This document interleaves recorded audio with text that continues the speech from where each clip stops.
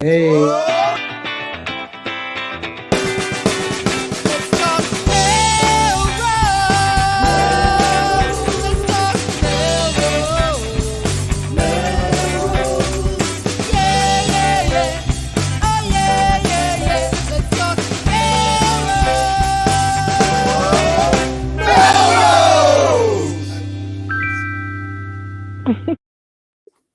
Hello, Melrosians, the world over.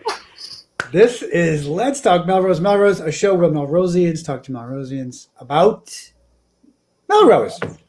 I'm Tom Shampoo. I'm Sam Hammer, and I'm Julie Nolaaaaan. Yes. Julie Nolaaaaan. Yeah, this is going to be our air horn tonight. Wah, wah, wah. If you're paying attention, you'll notice that there's one Tom down. We are missing Mr. Tom Catalini. So much missing. He's way out of the zip code. He asked not to disclose his whereabouts, but so we won't do that. But I will say it rhymes with California. How's that? How dare he? How dare he? I know. Oh, do we want to share his? Yeah, I do. So he's in California with his family. Have a great time. I'm sure he's having a wonderful time. And he stumbled upon this. There they are. He ran into Heather Locklear. Isn't Did that he really? No. Oh, That's amazing. No, that's his wife, Stephanie.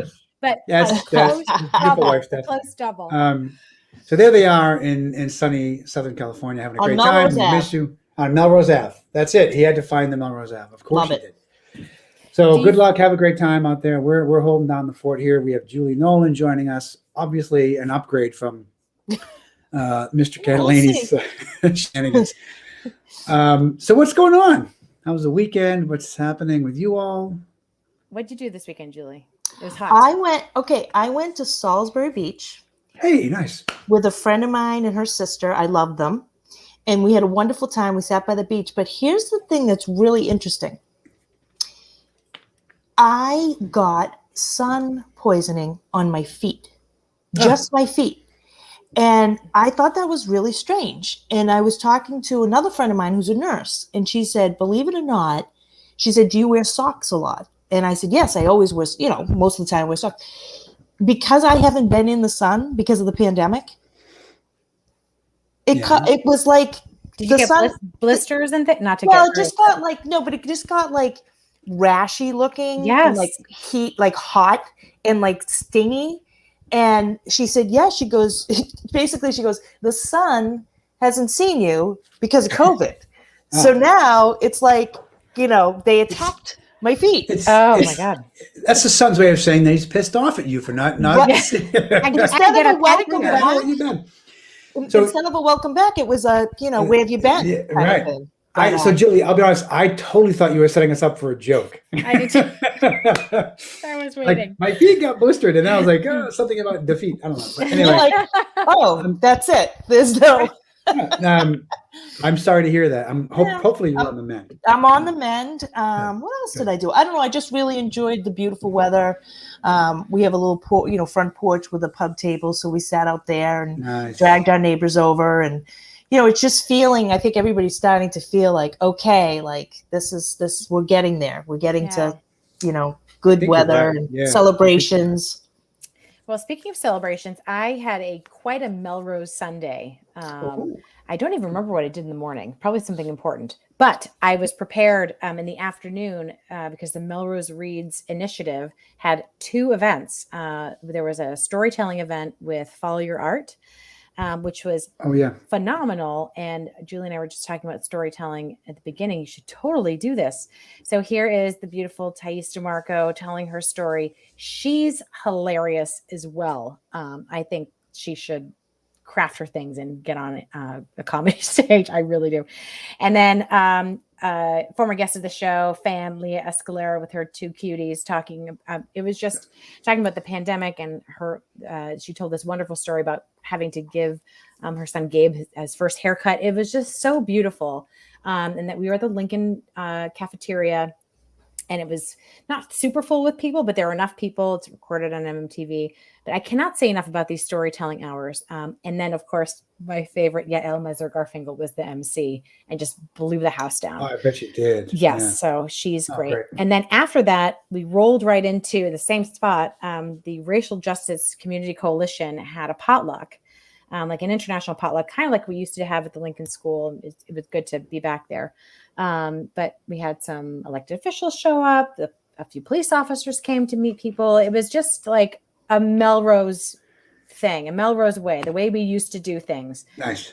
Just bringing people Melrose together. Palooza, if you will. Melrose Palooza. There you go. It was all day, all Melrose.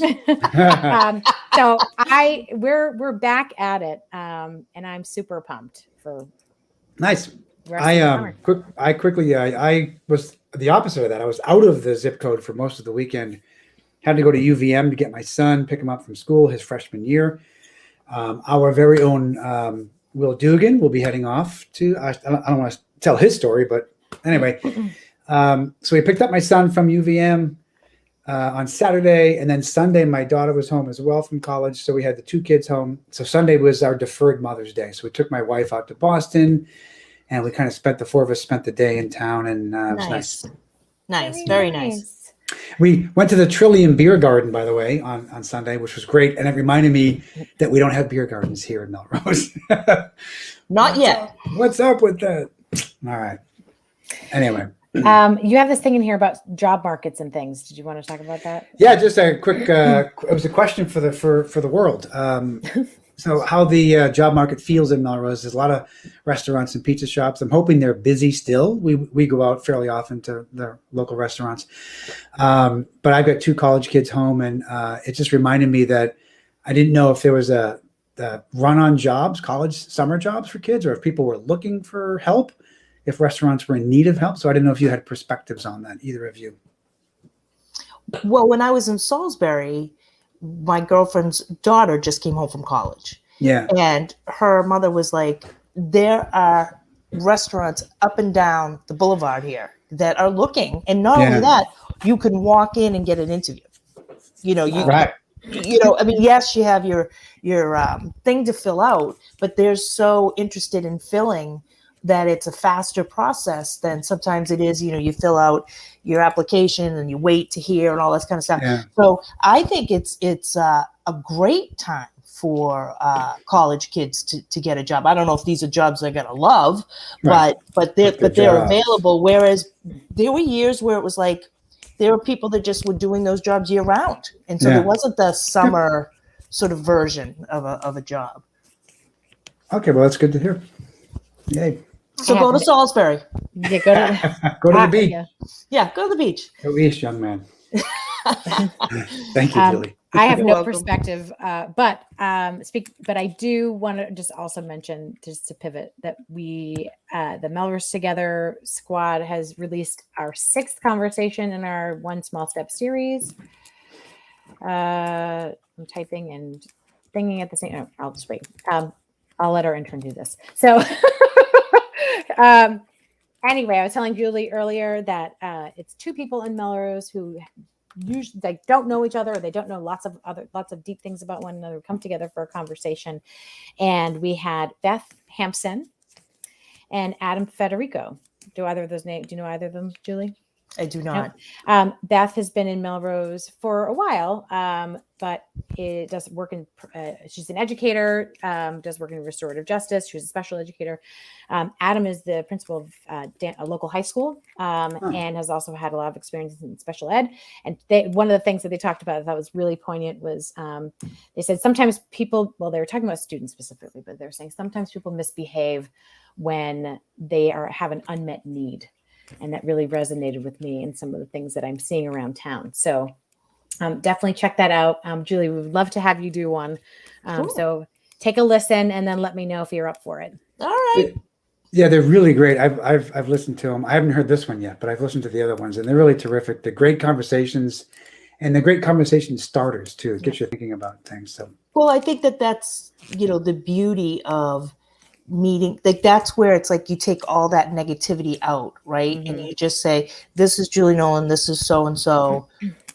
begin. And, everybody's human, and, Yeah. you've had your trials and tribulations with whatever your upbringing was, your marriage, your children. So that's where I like this idea a lot. And I think it's really going to break down a lot of walls and a lot of, like we talked about earlier, like sometimes you just make assumptions and you really don't have the basis to think that. You don't know until you really break it down and sit with somebody.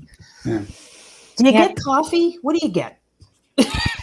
What do you get out of this thing? You get a mug. You get a mug. So look, here they are. You get a coffee There mug. it is. Look at that. I know, it's adorable. Okay, fair enough. Done. Well done. Oh yeah, you Nice. get you get a prize. All right, I love a prize.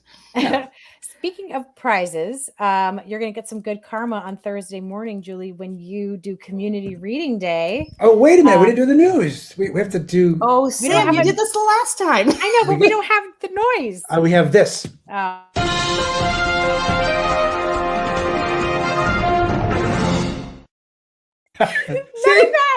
was not Love worth it. any of the 5 seconds you said. Now we can tell the news. Okay.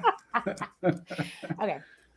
Julie, I hear you're doing Community Reading Day on Thursday. I am. Yes. I love doing community reading. And it's funny because the different ages really make such a difference. You get your kindergartners, you got to bring like 3 books because they're little books and they have a little attention span. So I'm with the 5th grade this year. So I went ahead and found sort of a cartoony type book that I think I can get through the whole thing. Franny K. Stein, The Mad Scientist, was a whole series of books that my son loved. Like I joked with earlier, I hope he doesn't notice that I've snuck that out of his room. But no, it's really nice, and it's nice to, like, when we first get there, we all like say hi to each other and we have coffee, and it's more, it's great to be with the kids, but it's also great to reconnect with some of the other community leaders, if you will. Yeah. And how do you find the kids respond to having these people come in and have the reading done and just be a part of this new activity?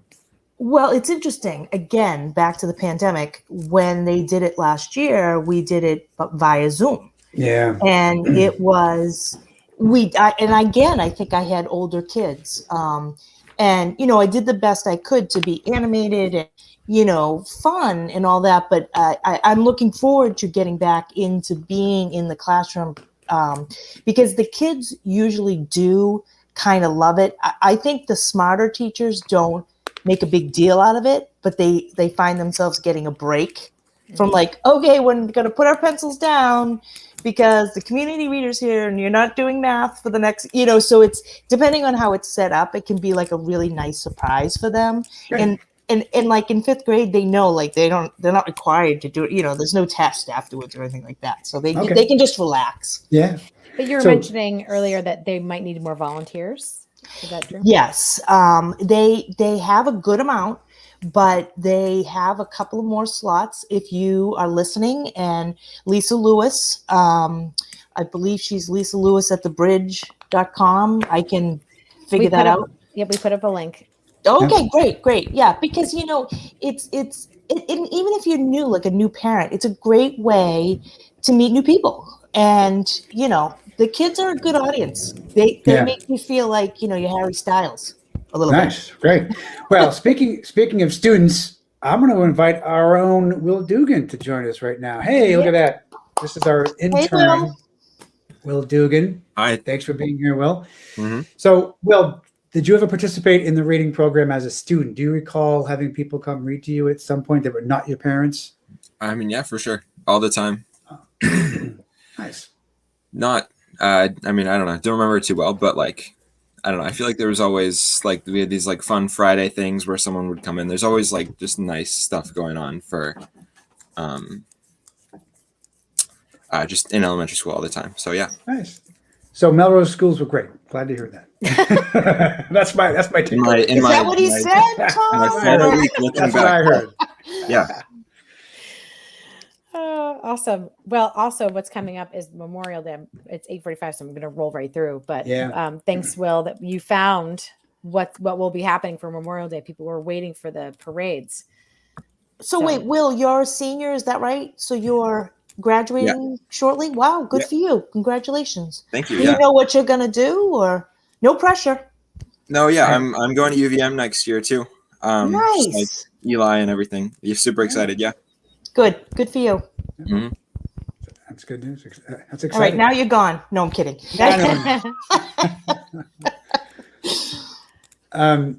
So do you want to run through the list of items, Sam, for the Or Will, do you have it up? You want to do it, Will? Yeah, for sure. So this was my contribution to the show for this week as an intern. So I dove into the newspaper and just found a nice little blurb about what's going on Memorial Day weekend. So weekend of the 28th and the 29th, there's going to be a ceremony at Wyoming Cemetery at 10 a.m. I did this before way back, but it's like retiring the flags on all the gravestones of veterans in the cemetery. It's really nice. I did it with Cub Scouts a while back. Oh, wow. They're looking for people to join and help out with that. And then the next day on the 29th, there will be a ceremony adding new bricks inscribed with veterans' names to the Vietnam Veterans Memorial at the Knoll. So that's at 10 a.m. And then there's going to be a procession following that to a couple different memorials around town. Not the big parade like usual. I think it said they had to rethink that due to COVID. They made the decision months ago, so that's why. But still some good festivities going on this year. Awesome. That's awesome. And I just moved up another note because the Melrose Ed Foundation is holding a Parent U on college. Do you want to read that too? And I'll post it for you. Yeah. For sure. Yeah. So join via Zoom on Wednesday, May 25th at 7 p.m. There's going to be a workshop on college admissions through Parent University. It's geared towards parents of current juniors, but like all high school parents are welcome. It's free. You just got to register. So go to the link that's going to be in the chat. There it is. Nice. Geez, you're rocking it. No kidding. We did this one year when my daughter was a junior, and it's really helpful information. It's great to sit through the presentation to learn more about the ins and the outs of getting just everything in order and navigating that process. So it's really helpful. Awesome. Thanks, Will. And I'll just run through the next one. So the Human Rights Commission is having a speaker series, a speaker event. Dr. Nancy Nolaaaaan, I believe, for a discussion on racial trauma and its reverberating impact on both individuals and communities. Will be at Memorial Hall on Wednesday, May 25th. So that should be stellar. So I want to make sure everybody sees that. Okay, are you ready? On to the topic. So I had the luxury. No, I'm nervous, by the way. I'm so glad this show exists because without it, I don't know how I would have learned about all the things that are going on. So having had to do the research on our city budget, which has been released for next fiscal year, I fell into the rabbit hole of our public website and all of these fancy links that I'm going to share. So our city budget, $95 million has been released. So that's a lot of money. The mayor made a statement first. One of the things he talked about was he would love to start having some more community conversations and the need to do that to bring this community together to make us a healthier place to live together. And then there was some links of some tools if you're really into this for diving into the city budget in an interactive way. So I'm just going to put this city budget tool. It's a Power BI tool. You can like focus on year over year, what the spend is, where it's been, where it's going. Here's a link. I haven't actually clicked it yet, so I hope it goes to the right spot, but it does disclose a little bit more on where our ARPA funds are being spent. So that's the federal funds, the $8 million. Yeah. There were two pieces of that came together. It was a state and a county, I believe. The total 8 point something million. So is there like a highlight reel for what they're spending the money on, Sam? Like, is there things that pop out in your memory? Well, I'm going to do one other thing, and then I'll tell you what pops out for me. So Perfect. Here's another document, and whoever put this together at City Hall really did their homework. So I'm going to put a read this with this one. It's basically our budget supplemental document. It literally is like a story of each department by department, but in a very engaging narrative. So I highly recommend, if you're interested at all in the city departments and what they do and how they're changing over time. My favorite is there's a section for each department to fill out little known facts or common misconceptions and right Yeah, for each that's department. cool. So Very you want to hear cool. my favorite one, which made me actually laugh out loud. So the Parks Department, when they filled out their little known fact, they responded with, little known fact, our department does not control the weather. Oh boy, that's who the Parks Department said that? Yes. So I was not aware of that. All this time, I thought they did. Yeah. Right, Tom? So kudos to them. And so now here's the punchline. So every year when the budget gets presented to the city council, which is the body that approves the money that we're spending, the taxpayer funds that are being spent. So they're the stewards of our taxpayer dollars. Usually each department, and in other cities and also with the Commonwealth, each department head gets up in front of the city council to say, hi, I'm the director of this department. This is what we've done this past year. Here's our vision for next year. And here's our budget for next year. Any questions? Each department does that. And, also we've talked about boards and commissions, and Tom is on one right now. Like we would love as the public to know what your board and commission does. You are in lieu of, some of our boards and commissions are in lieu of a staff member who's paid, who's actually doing the job and the work that you are doing as a volunteer. I would love to hear what work you've done, what your vision is for the next year, and how you've been a good steward of our taxpayer dollars, if you have any. So I was on the Women's Commission, who did have some funding, or the Human Rights Commission has funding. I want to know what they are doing. And there's no good way to find out other than at this budget process. Well, I'll just make a point, which is that the agendas and the items that they meet to discuss are all posted after the fact, but you have to wade through all that information separately. And it's not budget related all the time, but you could suss out, in theory at least, you could suss out like what they're doing if you went through the agendas. I'm like tuning in as the train is pulling up to the station, and it took me hours to go through all of this. So I don't, as a constituent, I appointed you to do that work for me. I just want to know what you're doing. I've elected these people to do this work. I just want to know what you're doing. So here's the kicker. There's a new process that has been put in place for the city council to review these budgets. And I'm not thrilled because what they've decided to do is streamline the process. And if your department spends less than $5 million a year, which doesn't necessarily mean that it's not important, you do not have to come in front of the city council to present your budget to them. That doesn't seem right. It just doesn't. So I shouldn't have a dollar amount on it. Yeah. So I'm curious to ask Will, this is what the future holds for you, Will, right? So when you graduate college and then you go on and live your life, these are the things you think about and worry about, right? So that's what you have to look forward to, is city budgets and city meetings and appropriations and all of that fun stuff. So fun. Well, you can have fun at UVM before that, Tom. I know. For the love of God. No, jump in right now. Skip school. Who cares about school? Right? But I think he gets captivated by our text threads, and we had a little bit of conversation about this. So last night, usually the budget, hearings last over 3 weeks.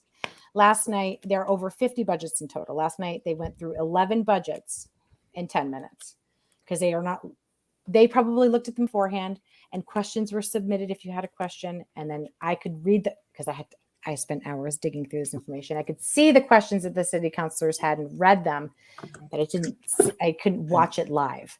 I didn't watch any presentations live. I couldn't hear anybody present their proud work for the city. I don't know. I was just disappointed because I do really appreciate when there is this annual review of how taxpayer dollars are spent in front of the city and city council. Right.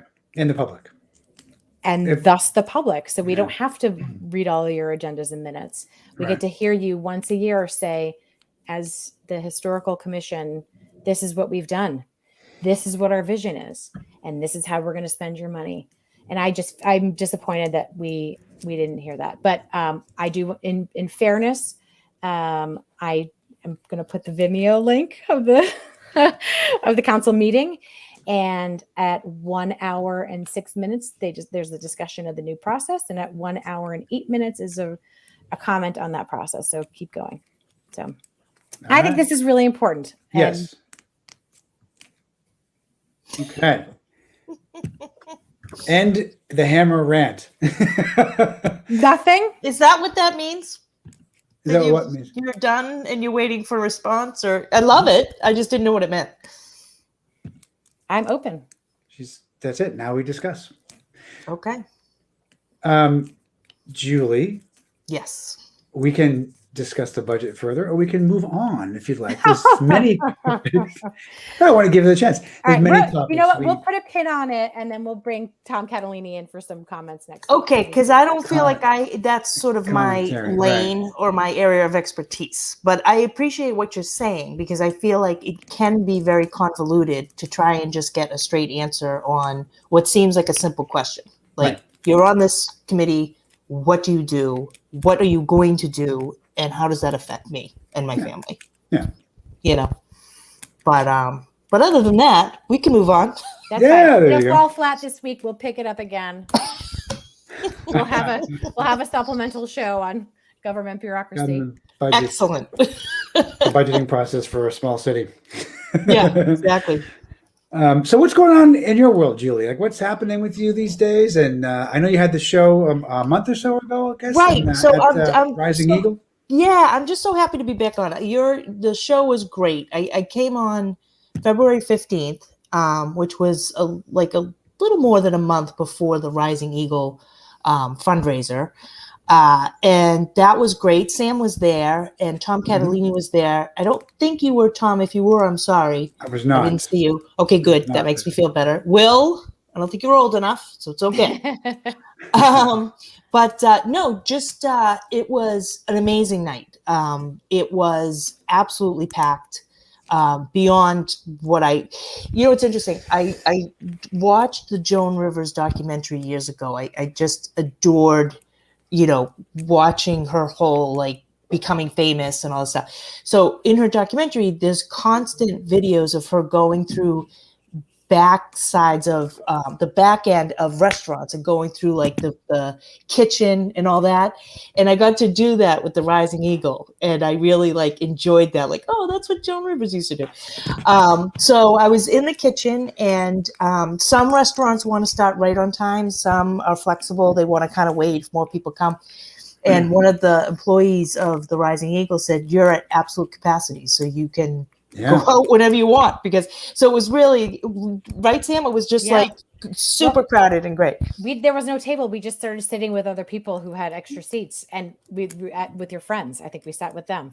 Yes, you did. You sat with my college friends. I think we were just pulling up chairs at their table. I don't know if they wanted us. Oh well, they got us. yeah, exactly. And I had some people tell me that they were turned away. They got there and it was so that aspect was amazing. I did do my show that I had mentioned that I did with some music, and so that I did go 45 minutes, which is the first time I've ever gone that long, which was amazing.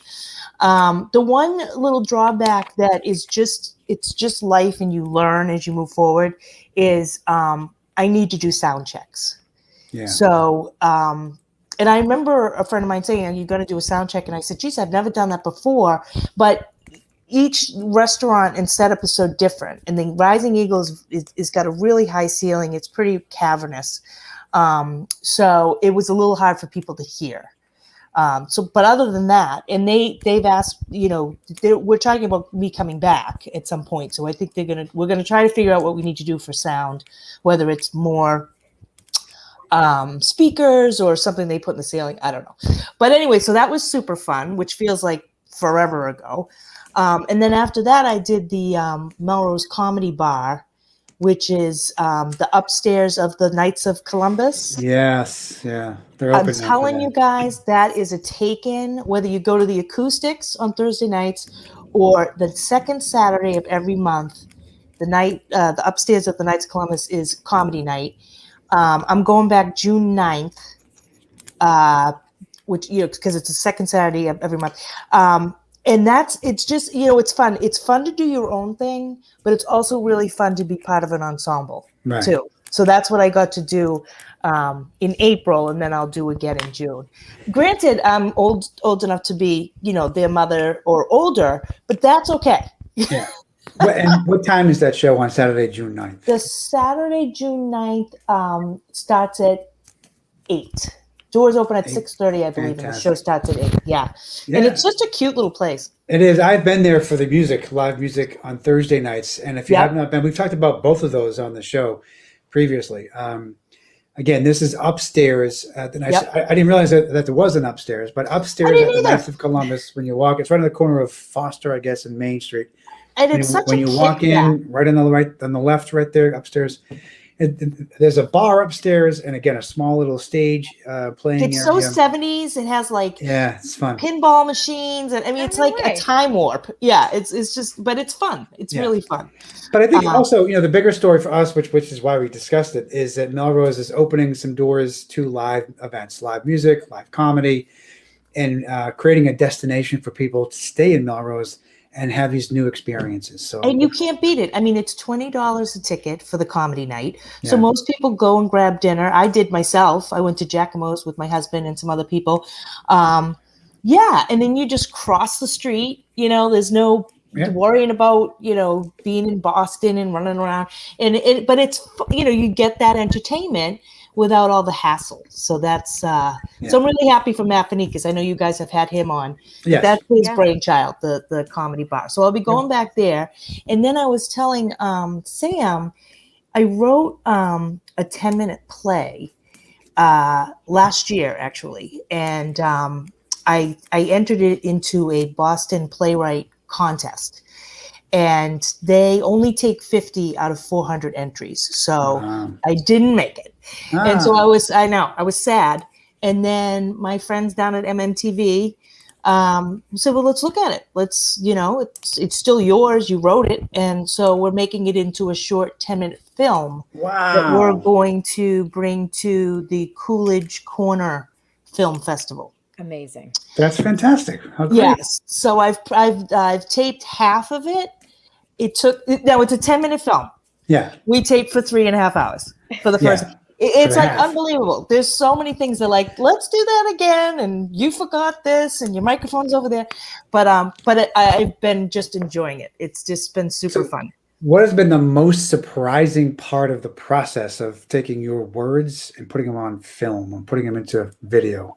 I love that question, because the basis of this was play, now film, is set in my living room.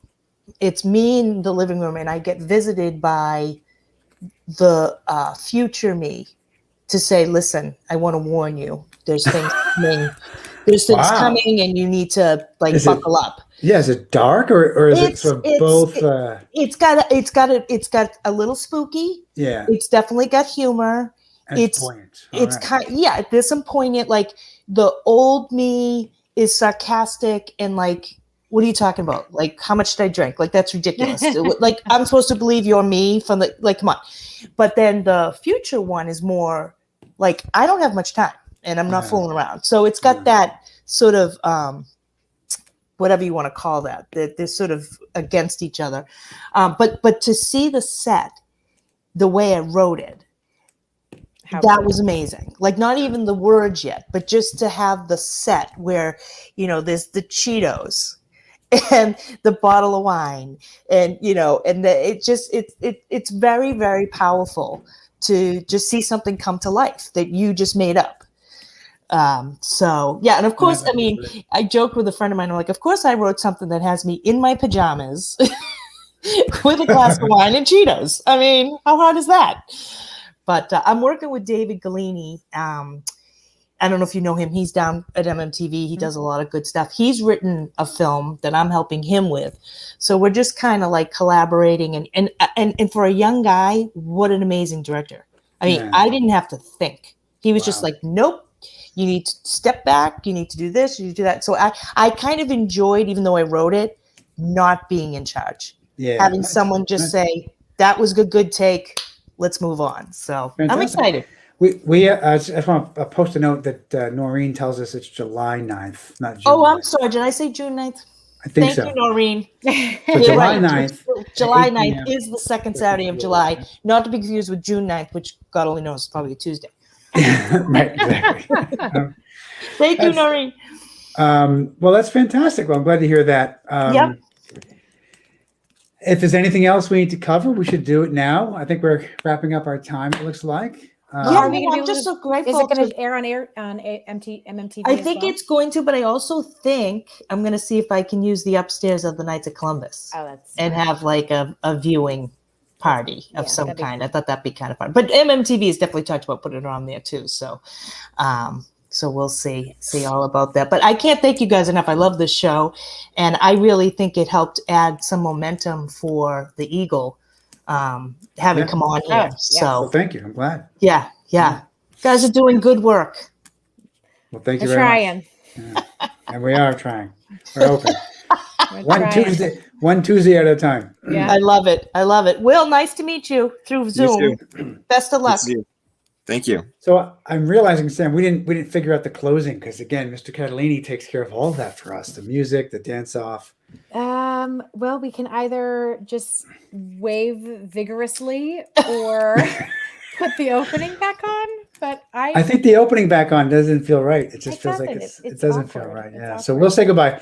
Well, maybe Well- Will can parade us out with a drum solo.